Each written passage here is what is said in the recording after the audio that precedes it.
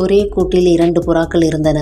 ஆண் புறா பெண் புறா என்று ஒன்றையொன்று காதலித்து கொண்டு மிகுந்த மகிழ்ச்சியும் ஆரவாரமும் செய்து கொண்டிருந்தன.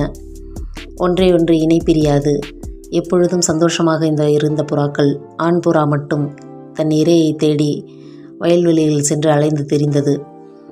இரையை தேடிச் சென்ற புறா தன் திசையை மாற்றி நகரப்பகுதிகளில் சென்று தஞ்சமடைந்தது. தன் காதலி தனியாக இருப்பதை மறந்துவிட்டது. ஒரு பொழுதும் காதலியை மறந்து இருந்ததில்லை. ஆனால் தற்போது நினைவு கூட வரவில்லை அதற்கு.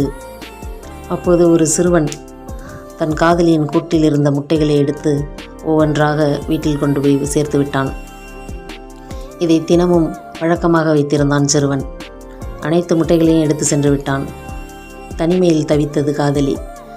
புறாவின் இந்த எண்ணங்களை பார்க்க முடியாமல் சிறுவன் வருத்தமடைந்தான்.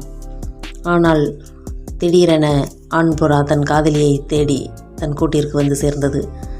தன் காதலி தன் குஞ்சுகளை இழந்த கதை பார்த்து மிகுந்த வருத்தமடைந்தது. இனிமேல் ஒருபோதும் உன்னை விட்டு நான் பிரிய மாட்டேன், இரை தேடுவதற்கு கூட உன்னுடன் தான் நான் செல்வேன் என்று அதனிடமிருந்து மகிழ்ச்சியை பகிர்ந்தது.